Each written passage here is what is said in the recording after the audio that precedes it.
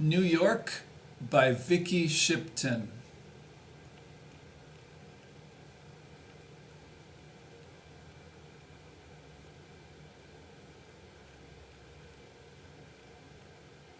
Introduction.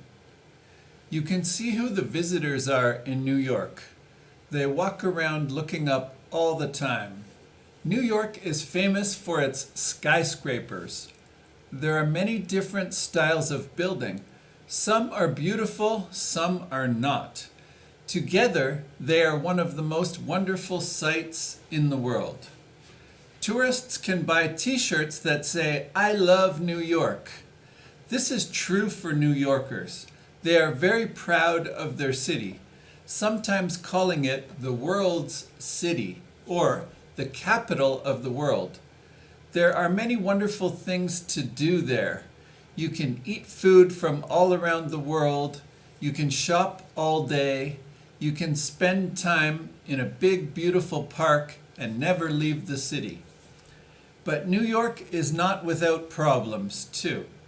In this book, you can read the story of the greatest city in the United States. Vicky Shipton is from Michigan in the United States. She lived in Turkey and England for a long time. Now she lives in the U.S. again, in Madison, Wisconsin, with her husband and 2 daughters. She loves to visit New York. She once drove for 16 hours to reach the city, but I wasn't tired, says Vicky. You cannot feel tired in New York. The Big Apple. New York is possibly the most famous city in the world. Every year, millions of tourists come to see its skyscrapers and busy streets. There is no other place in the world like it. To New Yorkers, it is the city, the most exciting in the world, the city that never sleeps. What's in a name? Many people call New York the Big Apple or just the Apple. No one is really sure where its name comes from. Some people think that jazz musicians first used it in the 1920s. They meant the place where everything happened. New York City is on the east coast of the United States, in the state of New York. It is the biggest city in the state. In fact, with over 8 million people, it is the biggest city in the United States. But it is not the state capital. That is Albany, 156 miles, 231 kilometers north of New York. The city and the rest of the state are like 2 different worlds. The state has green hills, farms, and mountains. More than half of the state is forest. New York State is the largest on the East Coast, but fewer than 11 million people live there outside of the city. If you are planning to visit New York, remember to check the weather. In the winter, it has lots of snow and is very cold. Almost 100 inches, 254 centimeters of snow fall every year. But in the summer, it is very hot. It can reach almost 100 degrees Fahrenheit, 36 degrees Celsius. The 5 parts of New York. When people think of New York, they usually think of Manhattan. Manhattan is an island just 13.3 miles, 21.5 kilometers long, and 2.3 miles, 3.7 kilometers wide. But Manhattan is not all of New York. It is only one of the 5 areas known as boroughs. They are Manhattan, Queens, the Bronx, Brooklyn, and Staten Island.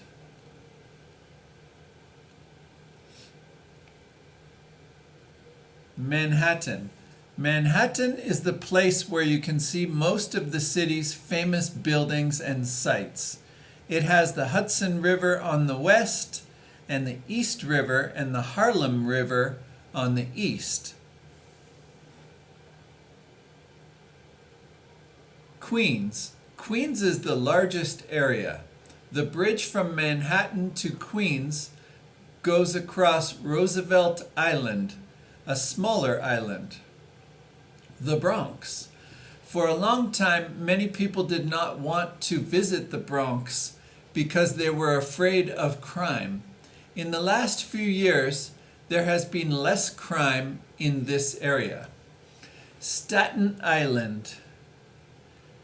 Visitors to Staten Island are often surprised to find lakes and green hills. There are many small houses with front and backyards. Brooklyn. Only 3 U.S. cities, Los Angeles, Chicago, and Houston, have larger populations than Brooklyn. There are 3 big airports close to the city. Newark Airport is in New Jersey. John F. Kennedy, JFK, and LaGuardia airports are both in Queens. There is more than one way to reach Manhattan. You can cross one of the many bridges, you can drive under the river, or you can cross the water on a ferry. The city and the island. New Yorkers call Manhattan the city. When they say the island, they mean Long Island. The island to the east of New York. Some New Yorkers like to leave the city during the summer and play on the island.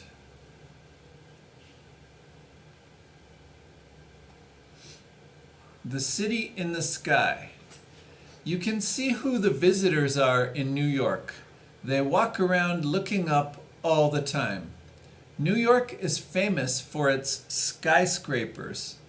There are many different styles of buildings. Some are beautiful, some are not. Together, they are one of the most wonderful sights in the world.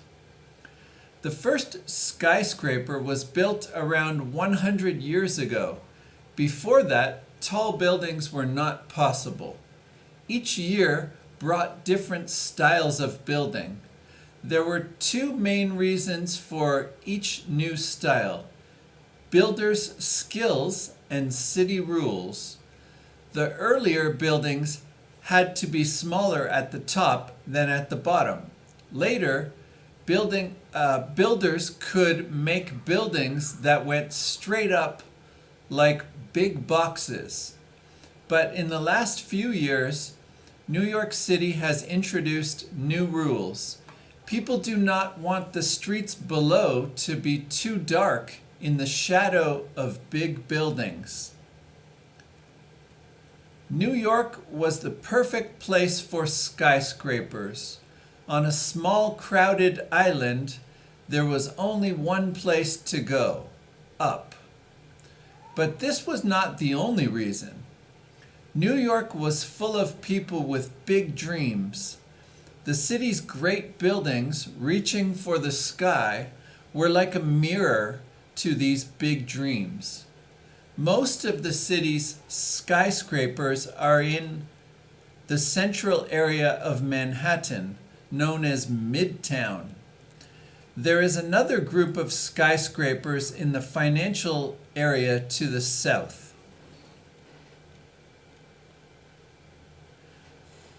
Some of the city's most famous buildings are the Empire State Building.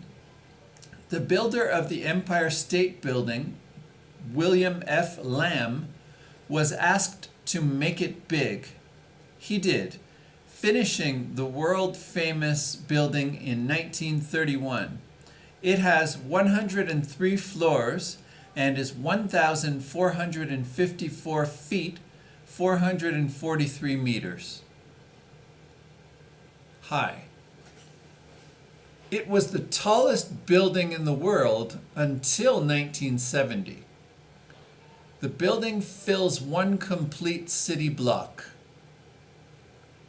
Tourists can enjoy the views from the city from the 86th and the 102nd floors. On a clear day, you can see almost 80 miles, 130 kilometers, from the 102nd floor. The Empire State Building has been in many movies over the years. For example, Tom Hanks and Meg Ryan meet at the top of the building in Sleepless in Seattle. But the building's most famous movie is 1933's King Kong. At the end of the movie, King Kong climbs to the top of the building. He fights off airplanes. The Flatiron Building. When the city's first skyscraper, the Flatiron Building, was built in 1902, many people called it a big mistake. "It is ugly," they said. "It will fall down. It looks like the front of a ship." But now the Flatiron Building, with its unusual shape, is one of the favorite sights in the city.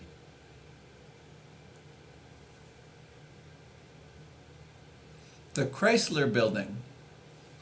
For many people, the Chrysler Building is the most beautiful in the city. It was built between 1928 and 1930 by the car company Chrysler. It was the tallest building in the world, but only for a year. Then the Empire State Building was finished. The Chrysler Building was built to look like a car wheel. When it was finished, the first floor was a car showroom. The World Trade Center. After 1973, two buildings in Lower Manhattan looked down on the rest of the city. The two 110-floor towers of the World Trade Center. Around 50,000 people worked there. Tourists could view the city from the 107th floor of one of the towers. On September 11, 2001, New York City changed forever when two airplanes were flown into the two towers of the World Trade Center. The buildings were completely destroyed and more than 3,000 people died. Many firefighters died, bravely trying to help the people in the buildings. The terrible pictures of that day were seen around the world.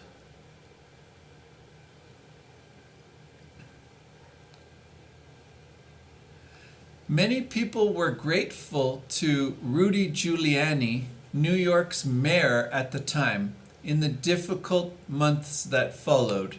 The mayor was able to help the people of the city in their terrible sadness. From March 11 until March 13, 2002, New Yorkers could look at two towers of light in the sky. They could remember the people who died on September 11th.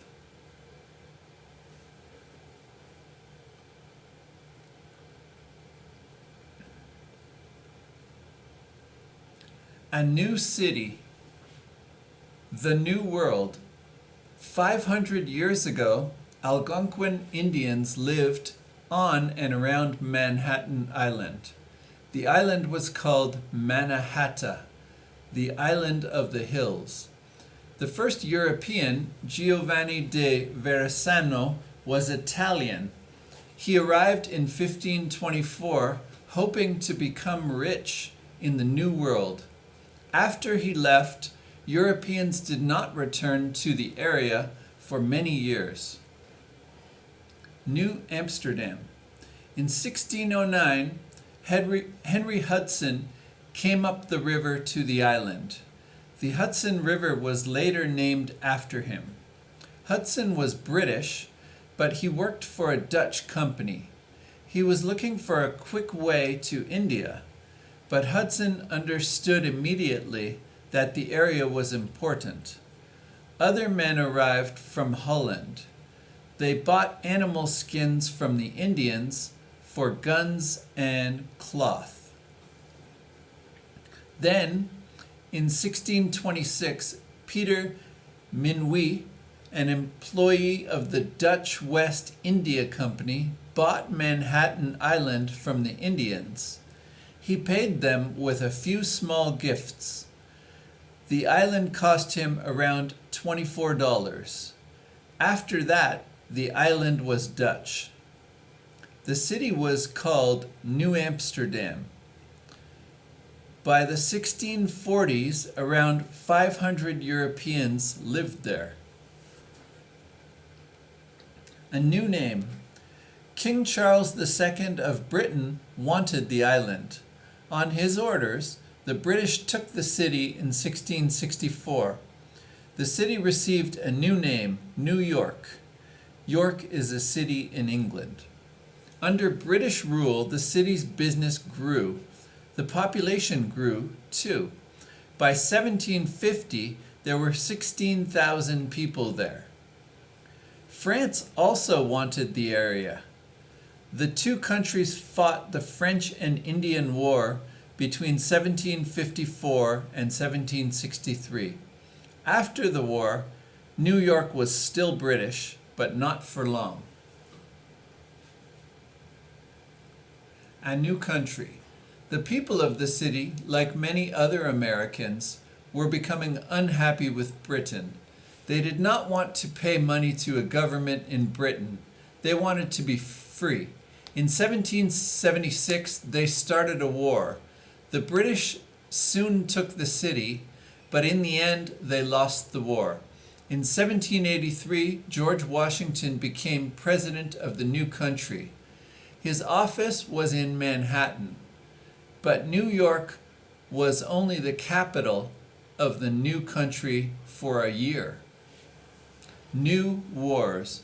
Britain and America were at war again in 1812. The British stopped ships coming to Manhattan. The war ended in 1814. Less than 50 years later, there was another war, but this was between states in the north and south of the country. Soldiers from New York fought on the side of the north. A new life. After 1800, more and more immigrants came to the United States from other countries. Many of them arrived in New York. Immigrants came from different countries at different times. In the 1830s, there were large numbers of German immigrants. Soon, more than 200,000 people lived in New York. Then, in the 1850s, a lot of Irish families moved to the city. In the 1880s and 1890s, people from Italy, Eastern Europe, and Asia started to arrive. By 1898, there were more than 3 million people living in New York City. It was the largest city in the world at the time. Why did so many people come to New York? A lot of them were running away from problems in their own countries. They could start a new life in the United States. They came to live the American dream. The Statue of Liberty. The Statue of Liberty is one of the most famous sights in the world. The statue was not made in the US. It was a gift from the people of France in 1884. At first, the statue stood in Paris. It was brought to the US in pieces, but the city needed a lot of money to put the statue up on Belvedere Island. For 2 years, the statue stayed in 220 boxes. The statue was the first sight of New York for many immigrants. The look in her eyes was a promise of a new start in a new world. About the lady. Here are some facts about the famous lady. The statue was by Frederick August Bartholdi. He copied his mother's face. Gustave Eiffel helped to build the statue. He later built Paris's Eiffel Tower. The statue is 305 feet, 93 meters tall. There are 354 steps from the bottom of the statue to the crown. Visitors can look out from the bottom of the statue and from the crown. They cannot go up to the arm to the statue's highest point. The 7 points on the statue's crown are for the 7 seas. There is a museum at the bottom of the statue. The name of Bedloe's Island was changed to Liberty Island.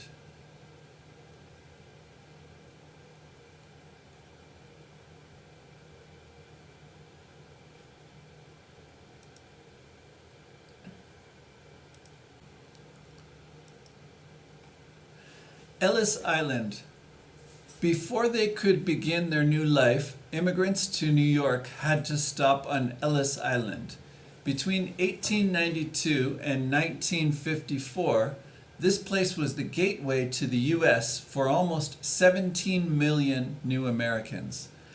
Ellis Island did not just welcome new Americans. The officers there also decided who could not come into the U.S. New immigrants stood at last on American land, but the big question was this: could they stay?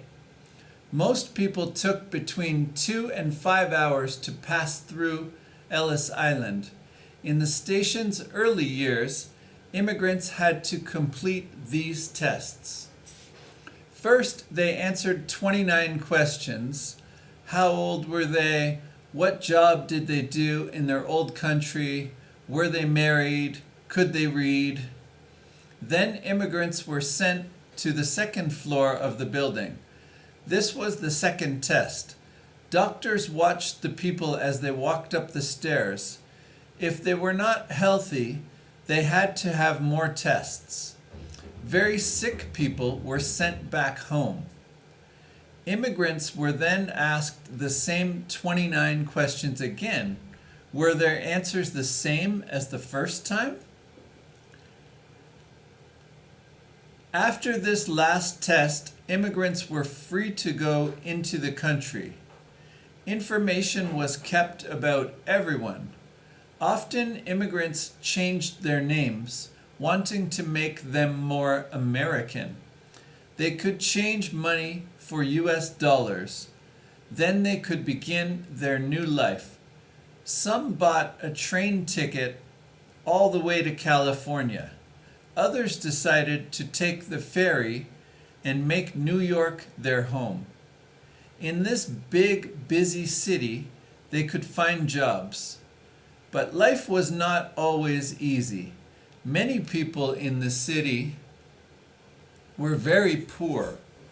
Many immigrants could only live in cheap, dark, dirty buildings. These tenements were too hot in the summer and too cold in the winter. Money talks. Ellis Island was not always fair in the early years. For some immigrants, their first day in the U.S.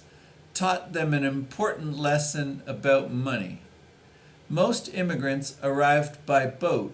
On some boats, first and second class passengers were checked and let into the city. The other passengers had to go to Ellis Island.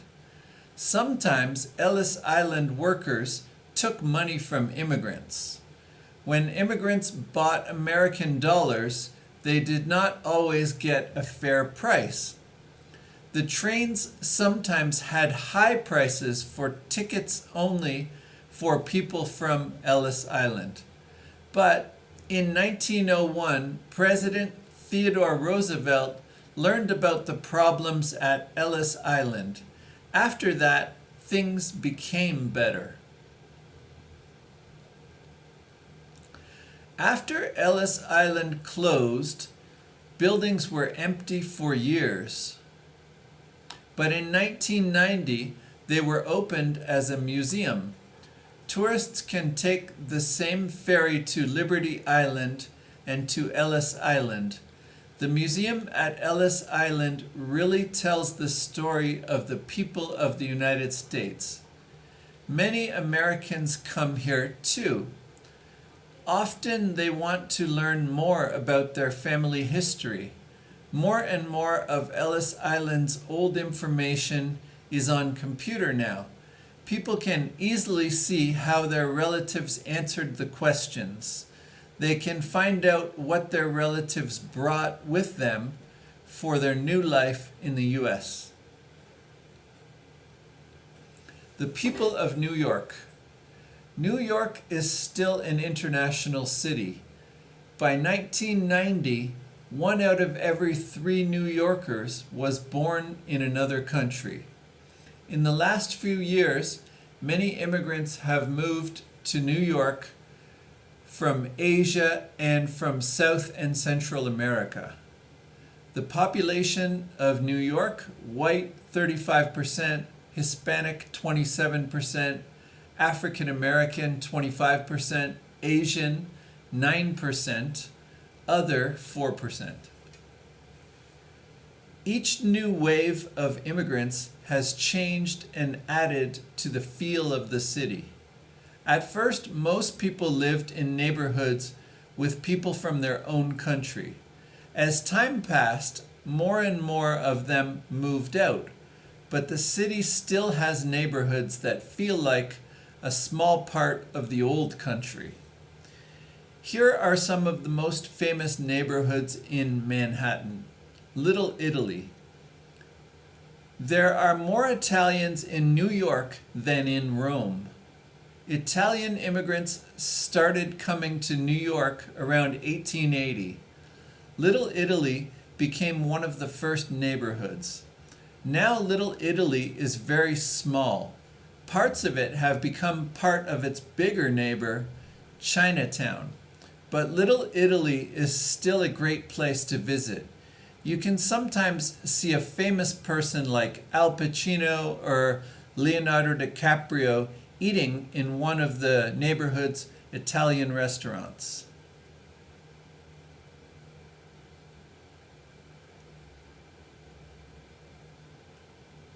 Chinatown. More than 200,000 people live in Chinatown. Most of them are Asian and around 150,000 are Chinese. This means that New York's Chinatown is the largest Chinese city outside Asia. The neighborhood has 7 Chinese newspapers. Chinatown was a small area of a few streets 100 years ago. Now it is over 4 square miles, 10 square kilometers, and it is still growing. Millions of tourists come to enjoy the neighborhood's shops, great restaurants, and busy street life. Chinese New Year in January and February is always popular with tourists. The Lower East Side. This area was the gate to New York for many immigrants. Most of the city's worst buildings were here. The area is still poor. It was home to many Jewish immigrants from Eastern Europe. Now the largest groups of immigrants to this area are from Puerto Rico and China. Greenwich Village, Soho, and Tribeca. In most other parts of New York, the streets are straight. This is not true in Greenwich Village. Many famous artists and writers lived in the neighborhood's old houses. Parts of the area have become quite expensive, but it is still a great place for artists, actors, and musicians.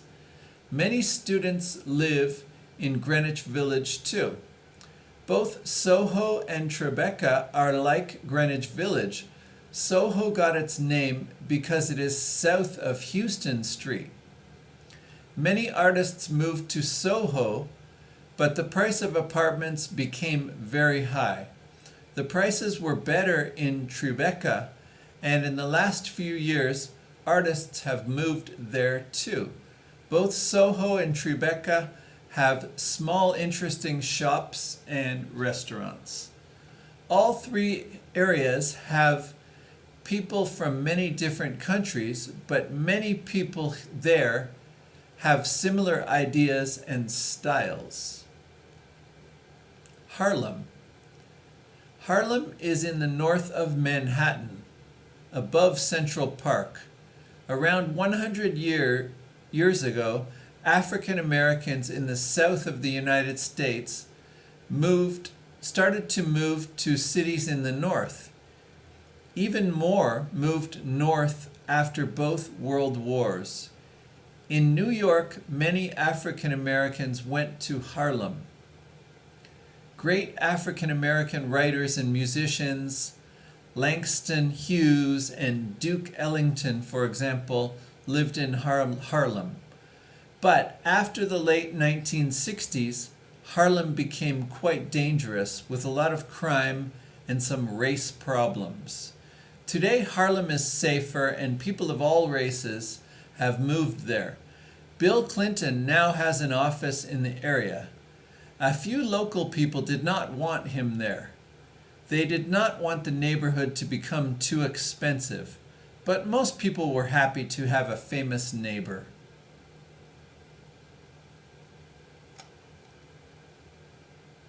El Barrio.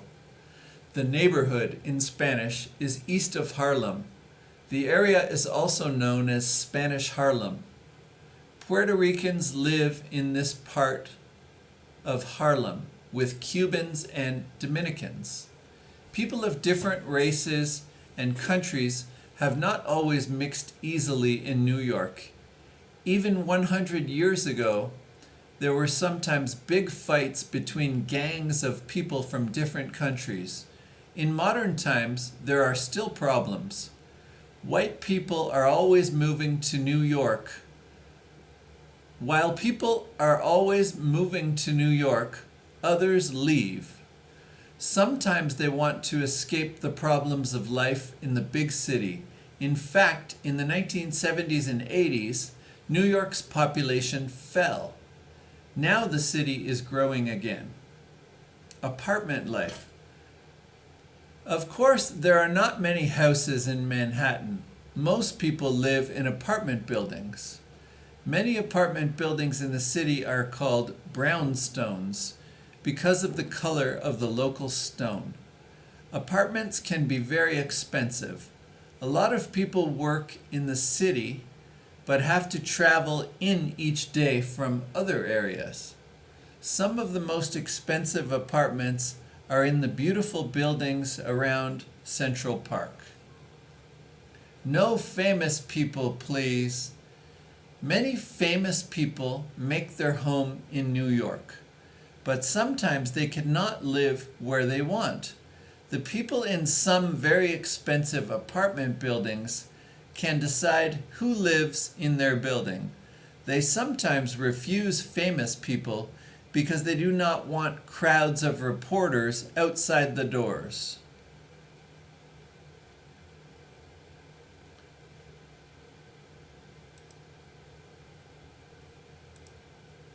The Brooklyn Bridge. The history of Brooklyn is similar to the story of Manhattan. Farmers first moved to the Brooklyn area in 1636. Like Manhattan, Brooklyn grew and grew. By 1860, 266,000 people lived there. In the next 10 years, 130,000 more people arrived. At that time, the only way between the two cities of Brooklyn and Manhattan was by boat. But in 1866, the New York government decided to build a bridge over the East River. John A. Roebling's plan was the best. He wanted to build a bridge that was a work of art. But it was a long, hard job. About 600 men worked on the bridge. It took 14 years to finish. John A. Roebling did not live to see the completed bridge. In 1869, at the beginning of the job, he hurt his foot badly and he died 3 weeks later. But Roebling's son, Washington, continued his father's work. Washington worked hard. He did not just give orders to the bridge workers. He often joined them with tools in his hand. John Roebling's death was not the last. About 27 bridge workers died. Many of these men were working deep in the waters of the East River. They became sick when they came up too quickly. In 1872, Washington Roebling became sick with the same illness. He did not die, but he was in terrible pain and he could not walk. His wife Emily watched the work on the bridge and reported back to her husband. At last, in 1883, Manhattan and Brooklyn became one city. The bridge was complete. At the time, it was the largest bridge in the world, just over 1 mile, 1.8 kilometers long. It was held up by 2 big towers that stood in the river. The center part of the bridge was for walkers. The parts on the outside were for horses.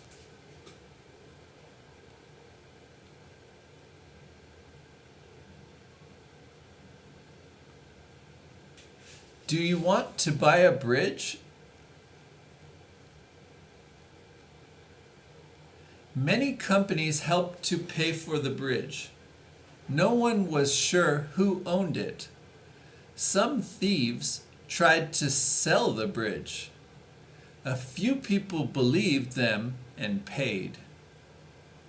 On May 24th, 1883, the bridge opened. Thousands of New Yorkers came to see it. On the first day, 150,300 people walked across the bridge, and 1,800 vehicles crossed it too.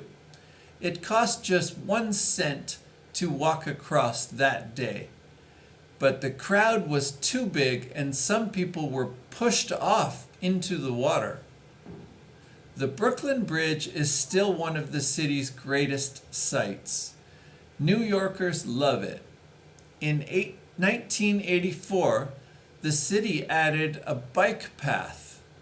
About 150,000 cars and over 2,000 walkers cross the bridge every day. Tourists can walk across to the beautiful neighborhood of Brooklyn Heights. The walk back to Manhattan is even better, with wonderful views of the city.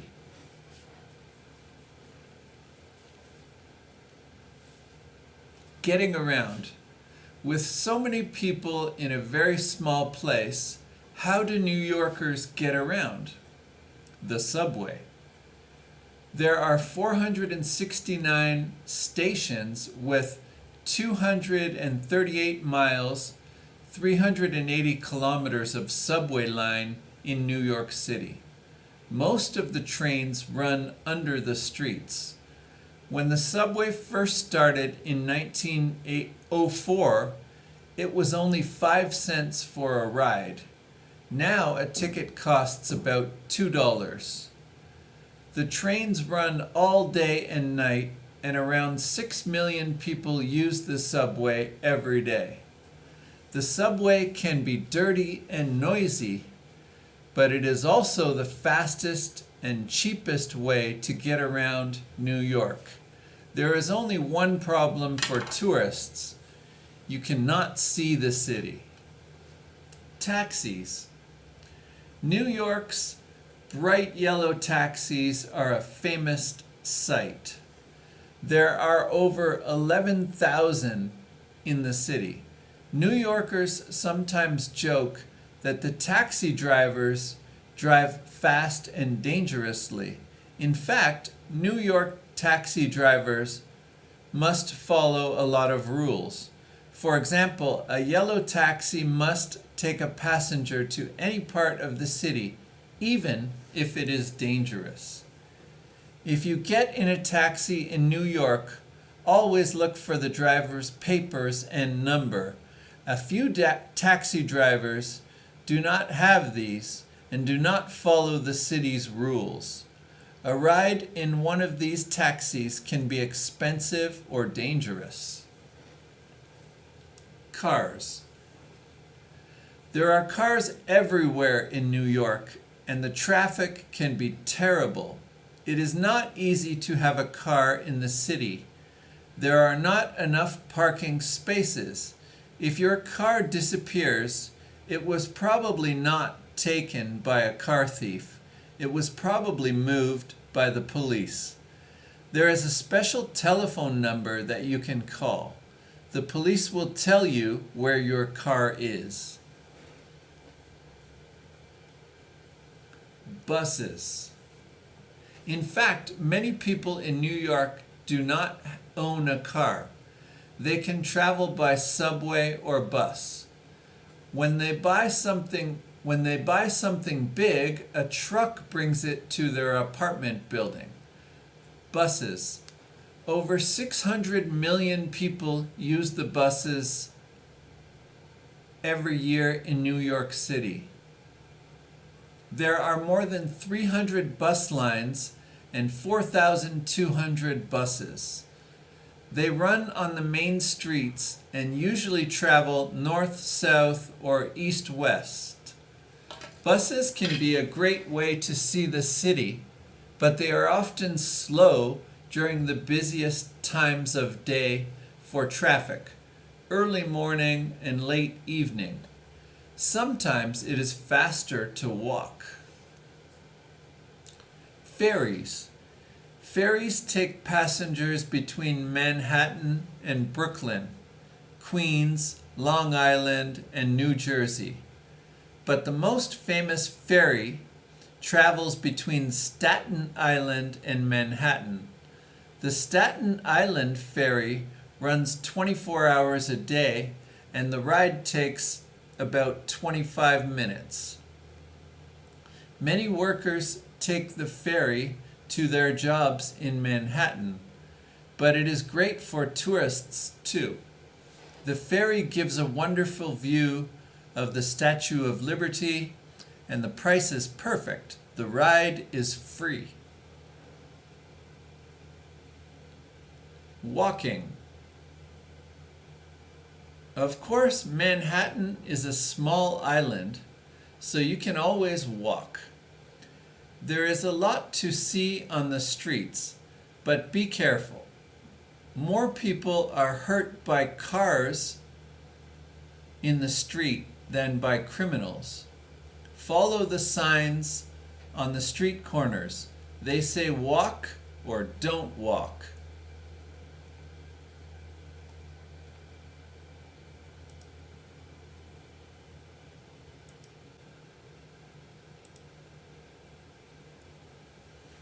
The green apple. New Yorkers live in a big city, but they can also enjoy green open spaces. Central Park. In the middle of one of the biggest cities in the world, you can have a long, quiet walk under beautiful trees and over green hills. You can take a boat out on a lake, or you can sit and watch the wild animals and birds. The place is Central Park. Many New Yorkers cannot imagine the city without the park. Some tourists think that the park shows natural Manhattan from the days before the city. This is not true. In fact, the park was carefully planned and built. In the 1850s, rich New Yorkers wanted a place like the parks in London and Paris. They wanted a park for walking or riding horses. Frederick Law Olmsted and Calvert Vaux showed their plan for the park in 1858. But at that time, the land in this area of Manhattan was flat and not very nice. A lot of stone and earth was brought to make the park's hills. 500,000 trees and plants were put in the ground. Paths and beautiful stone bridges were built. The lakes and streams under the bridge were not there before. The park was finally finished in 1876. Today, people still walk and ride horses in Central Park. They also ride bikes. Cars can go into the park, but they cannot go everywhere. On the weekend, they cannot go in at all. Tourists can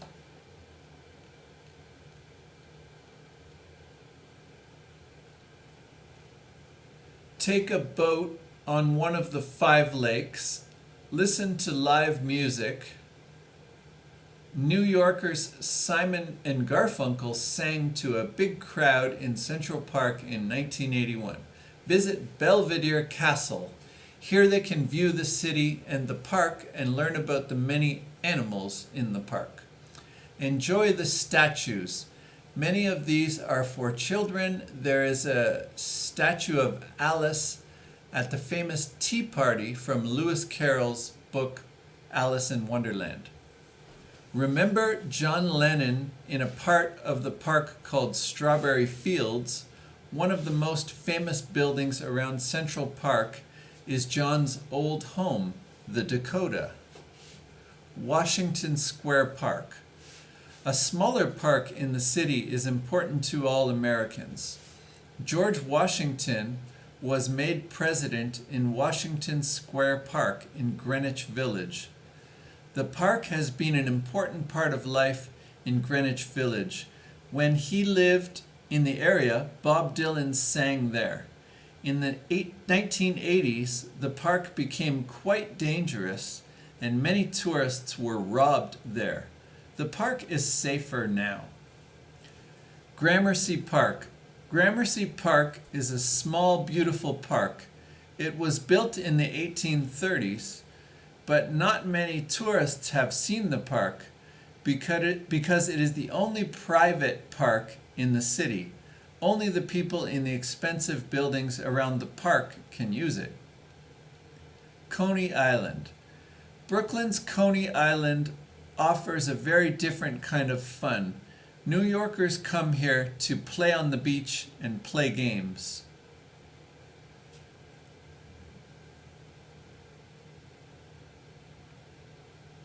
Tall stories from the big city. There are many stories about New York City. Some are true, but others are not. Untrue stories are sometimes called tall tales. Some of New York's stories are tall as the Empire State Building. Danger below the streets. The story. Some people say that alligators live under the streets of Manhattan. How did they get there? Children had baby alligators as pets. When the alligators grew, the children threw them away. But they did not die. They lived in the dark under the streets. After years with no sun, the alligators are white. They cannot see, but they can bite. The facts. An alligator was found in New York in East Harlem in 1935.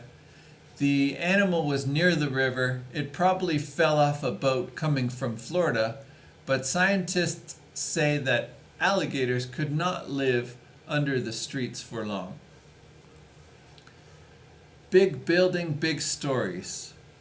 There are a lot of stories about the Empire State Building. Which of these stories is true? 1. The building is slowly going down into the ground. 2. Every year there is a race to the top of the building. 3. If you drop a penny from the top of the building, it can kill someone on the street. Now check your answers. 1. Untrue. The building is built on stone, but like all tall buildings, the top does move from side to side in the wind. 2. True. A good runner can reach the top in about 10 minutes. 3. Untrue. If you drop a penny from the top, it will land on the 86th floor.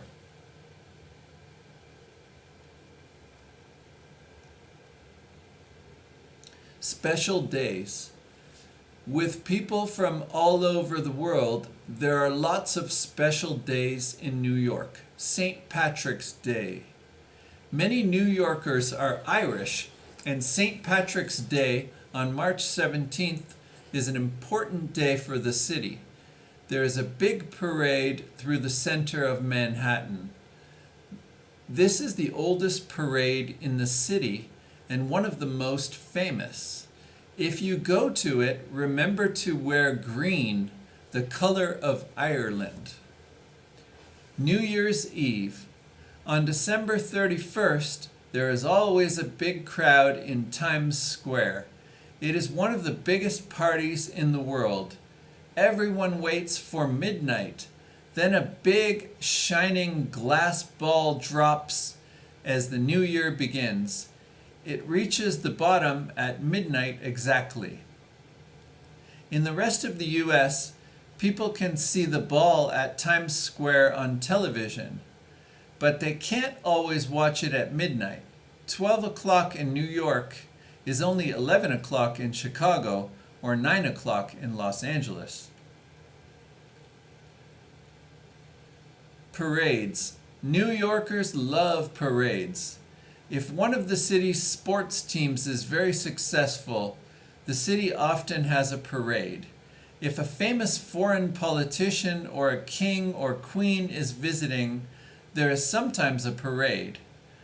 There have been parades for Queen Elizabeth II and Nelson Mandela. There have also been parades for other famous people. In 1969, there was a parade for Neil Armstrong, the first man on the moon. Parades in the city usually start at the south of Manhattan and move north. The big bad city. A lot of Americans have never been to New York because they are afraid. In their opinion, New York is not just the Big Apple, it is the big bad city. But how dangerous is New York? For some years, crime in the city was very bad. In 1969, there were 1,116 murders. After that, there were more than 1,000 murders in the city every year until the 1990s. The 1970s and 80s were bad years for street crime, and a lot of criminals needed money for drugs. Many people left the city during these years. Look for the red hat. During the bad years of the 1970s, the subway was one of the most dangerous places. Many New Yorkers were afraid to ride the subway because of all the gangs. Curtis Sliwa, a New Yorker from the Bronx, decided to do something. In 1979, he organized a group of people to protect passengers on the subway. At first, there were only 13 in the group.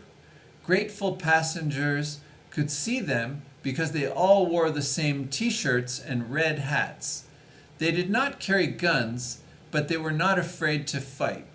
The group grew and took the name Guardian Angels. At first, the police did not like the group, but they did not stop them. As more and more people joined, the plan started to work. The guardian angels were really helping to make the subway safe.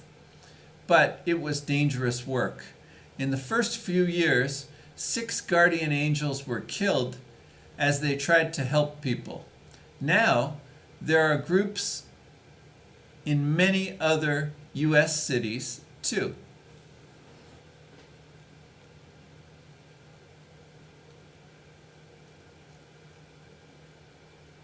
Politician Rudy Giuliani was mayor of New York from 1993 until 2001. He promised to clean up the city. Under him, the city's police worked hard in areas like Times Square. Before the 1990s, Times Square was full of thieves looking for tourists' wallets and purses. Now, the square is a different place. More of the shops are for families. There is even a Disney store there now. Some people were unhappy with the way that the police cleaned up the city. In the opinion of others, the mayor only tried to make the city better for tourists, but most people in the city think that Giuliani succeeded. New York did become a cleaner and safer place during the 1990s. For 10 years, the number of crimes in New York fell. In 1998, New York was called the safest of all U.S. cities, with a population of over 1 million people. But the fight against crime is never easy. While the number of all crimes in New York has fallen, the number of serious crimes is going up. Of course, tourists must be careful in a big city. In New York, there are still thieves in subway stations and busy streets. Your time there will be much safer if you follow these suggestions. If possible, travel with someone at night. Do not go to places where you cannot see other people. Do not carry a lot of money with you, and leave jewelry at home or in your hotel. Know where you are going. If you are afraid, go to a restaurant, hotel, or store.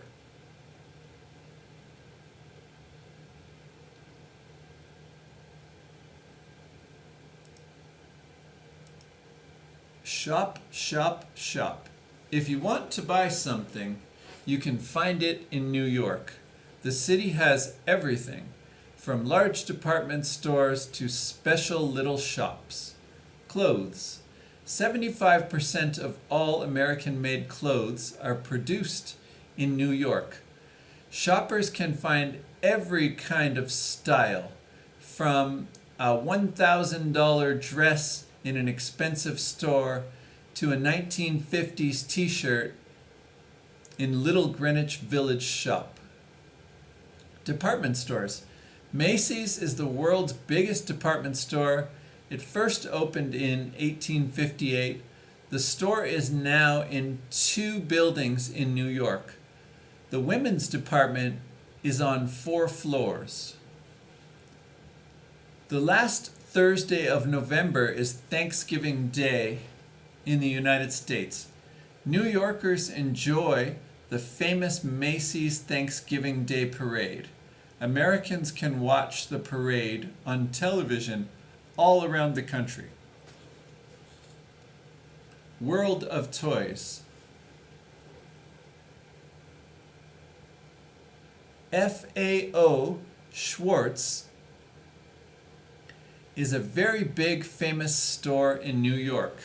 The store is full of every kind of toy. In December, you often have to wait in line outside the doors.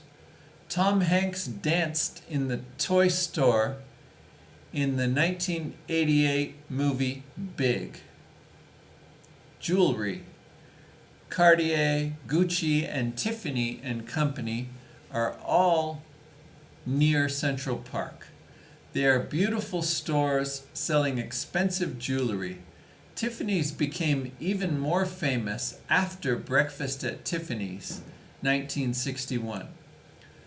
Audrey Hepburn played Holly Golightly in the movie.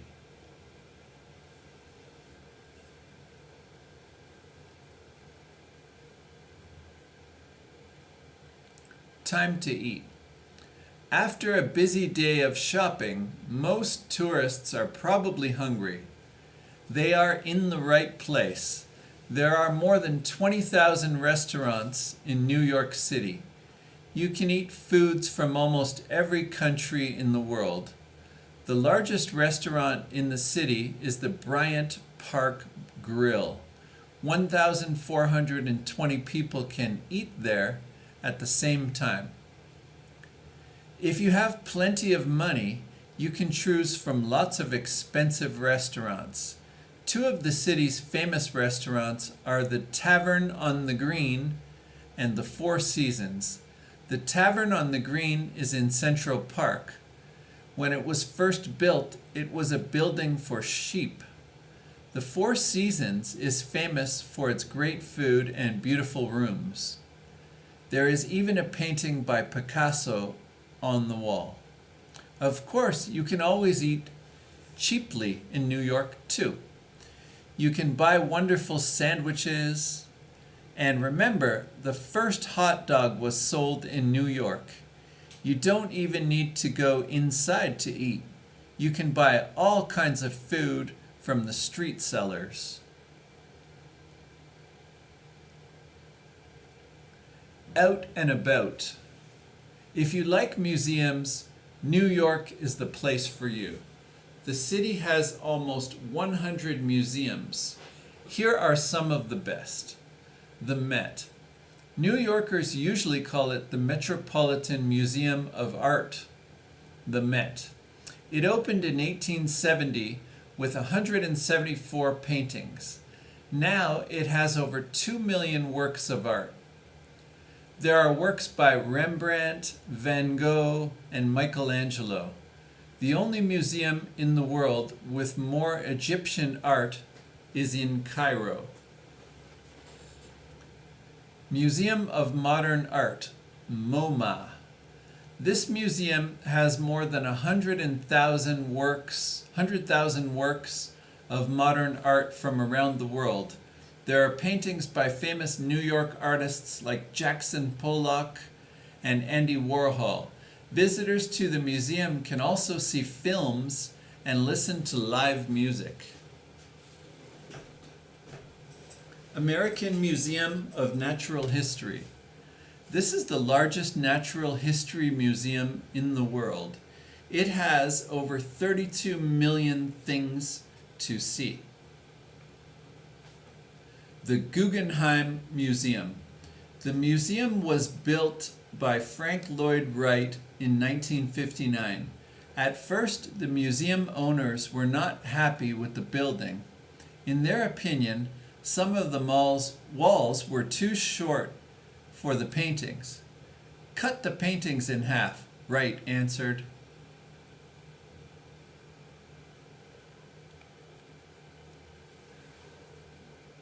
Theater. Most of the city's big theaters are near Times Square and on Broadway. In fact, in the U.S., the name Broadway means big theater shows, usually with singing and dancing. Tickets for popular shows can be very expensive, sometimes hundreds of dollars. There have even been Broadway shows about Broadway. 42nd Street was about Broadway and New York.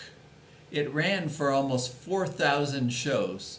Mel Brooks' musical, The Producers, is about a terrible Broadway show.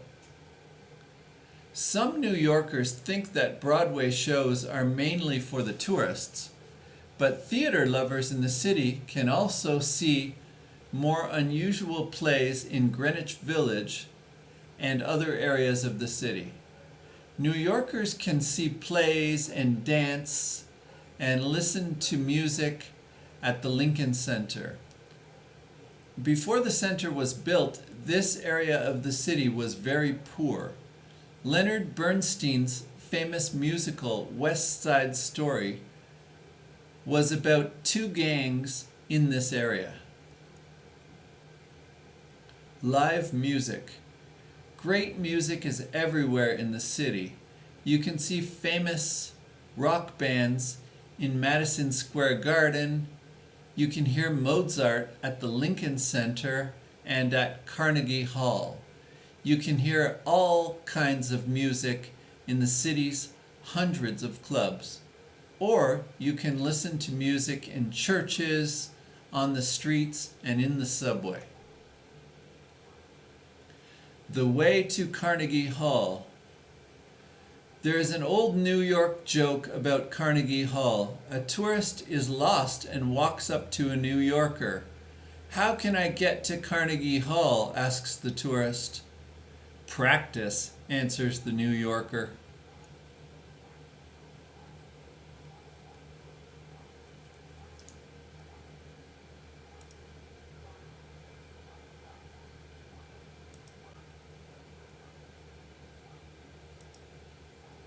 The musical city. New York has played a big part in the history of American music. Many great musicians have come from or moved to New York. Jennifer Lopez, Sean Combs, Puff Daddy or P. Diddy, and Billy Joel were all born here. Bob Dylan and Madonna lived in New York. There have been many songs about the city. Jazz years. Jazz is probably the most American music, and so, of course, the greatest American city is very important in its history. In the 1920s and 30s, the Cotton Club in Harlem was the best place in town. Great African American musicians like Duke Ellington played there, but only white people could come to the club to listen. In the later years, New York continued to be the home of the best jazz in the world, with great players like Charlie Parker and Dizzy Gillespie in town.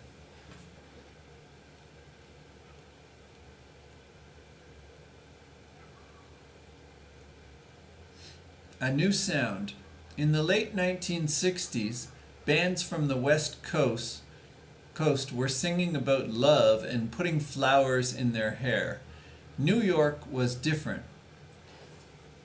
New York was different. With the help from artist Andy Warhol, a new band, the Velvet Underground, started. Their songs were not very happy, and they were often about unusual subjects. The rough sound and style of this and other New York bands was very important for later bands like Britain's The Clash and the Sex Pistols. Party nights. In the 1970s, everyone was dancing to the dance music called disco. Studio 54 was the most famous club for this kind of music. For almost 10 years, every night in the club was a wild party. The birth of rap. Most people agree that rap music began on the streets of New York in the 1970s. At first, it was only heard in local clubs in the Bronx. The first famous rap song was by a New York group, the Sugar Hill Gang. Many other rap artists came from New York. Run DMC, LL Cool J, Chuck D. Much rap music was about the hard life of the streets. Sometimes the artists did more than sing about it. They lived it. In the late 1990s, there was trouble between rap singers from New York and singers from the West Coast. New York rap star Biggie Smalls was shot dead. Music television. New York is also the home of MTV. If you are lucky, you can watch interviews with pop stars in their Manhattan building. When a famous singer visits MTV, the crowds begin to form at around 5 o'clock in the morning. If that is too early, you can watch the program live in Times Square. Movie Star City. Most of the film business in the U.S. is on the West Coast, but many movies are made in New York. Every year, over 200 are made on the streets of the city. In some of them, the city plays an important part. On the Town, 1949. In this famous musical with Gene Kelly and Frank Sinatra, 3 men have just 24 hours to play in New York. Then they must return to their ship. Do the Right Thing, 1989. Spike Lee's film looks at the problems as a neighborhood changes. The movie was made in Brooklyn. Lee wanted the movie to look at real problems in the city. When Harry Met Sally, 1989. They live in the city. We see them walking in Central Park. Ghostbusters, 1984. They live in an old fire station in Tribeca. The building at the end of the movie is west of Central Park. Spider-Man, 2001. Spider-Man travels all around the city. In one part of the movie, he climbs on the Queensboro Bridge.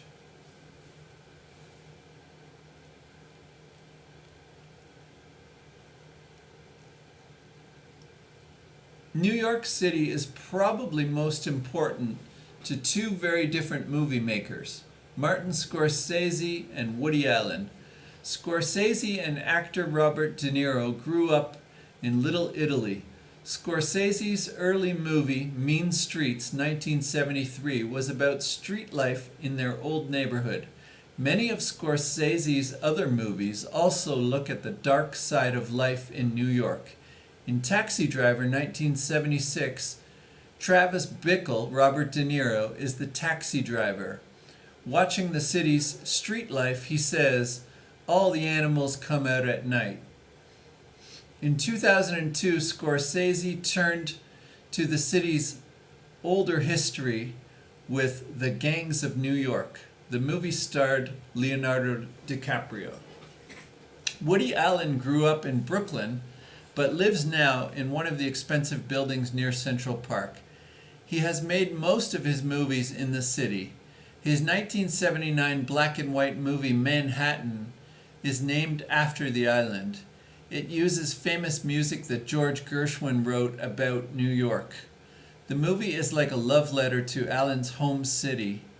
Other New York movies by Allen are Annie Hall, 1977, and Hannah and Her Sisters, 1986. Back to New York. For some years, it was quite expensive to film in New York. Some movie makers even filmed New York stories in other big cities, like Toronto. But now they are returning to the Big Apple. The city's mayor loves movie makers to come to New York.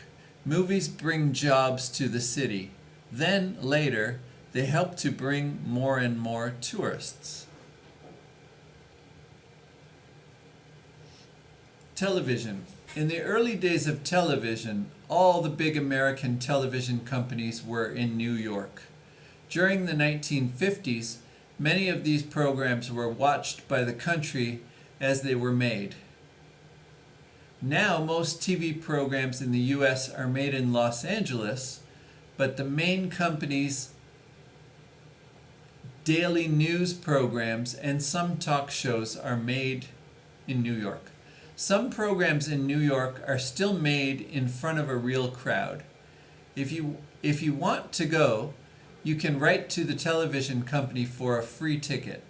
One of the country's favorite shows, Saturday Night Live, always begins with the words, "Live from New York, it's Saturday night." Rockefeller Center. Rockefeller Center is a group of 19 buildings in the middle of Manhattan. They were all owned by one of the richest men in the world, John D. Rockefeller Jr. The center has many works of art. In the 1950s, television companies and radio stations started at the Rockefeller Center. Today, it is home of NBC, one of the country's biggest television companies. Every morning, there is a crowd of people outside the center. They all want to be on NBC's morning news program.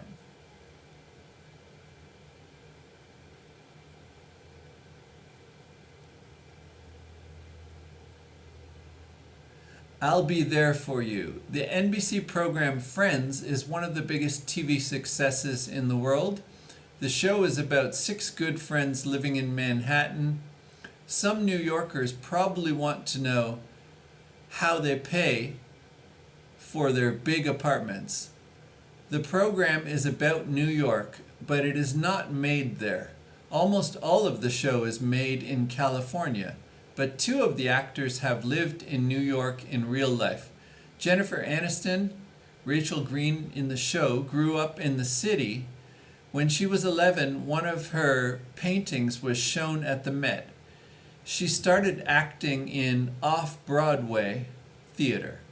David Schwimmer, Ross Geller in the show, was born in New York, but like the show Friends, the actor moved to Los Angeles.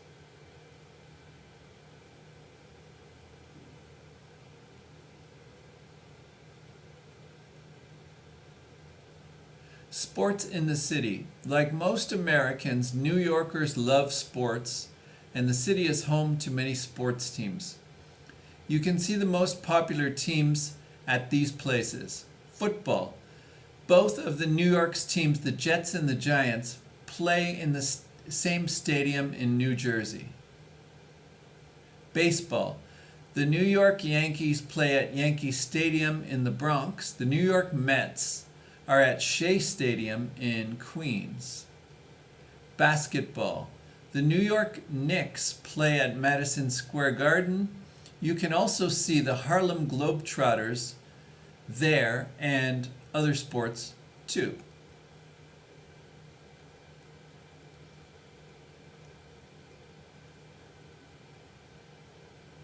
If you like tennis, you can go to the U.S. Tennis Center in Queens. But if you want to go to a big game, you need to buy your ticket 3 months before the day. Of course, New Yorkers do not just watch sports. Many of them love to get outside and play. In the morning before work, you can see lots of runners in Central Park. Basketball is one of the most popular sports in the city. Players do not need a big field or a lot of people to have a game. The hard way to see New York. On a Sunday in November every year, New Yorkers come out to watch people run through the city. In the first year, 127 people ran all around Central Park. Now there are more than 22,000 runners, and the race takes them around all 5 areas of the city. The 26.2 mile, 42 kilometer race starts at the Verrazano Bridge and ends at Tavern on the Green in Central Park.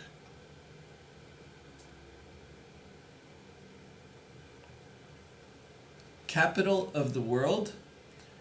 New York is not the capital of the United States. For many New Yorkers, it is more than that. It is the capital of the world. The United Nations. The United Nations building is in New York. The World Organization began in 1945 and 189 countries now belong. The building looks over the East River on the east side of Manhattan. In fact, this building is not part of the United States. It is international. It even has its own stamps. Wall Street. New York is one of the business centers of the world, and Wall Street is the heart of the city's financial area. It is In the south of the island, in Lower Manhattan, visitors can take a tour of the area and see the money capital at work. Millions of dollars are made and lost here. People on Wall Street work hard and make a lot of money, but some of them play even harder. A few think that they own the world. Oliver Stone's 1987 movie Wall Street with Michael Douglas looked at these people. The film was not always kind to them. The map below shows some of the sites on the small island of Manhattan that you have read about.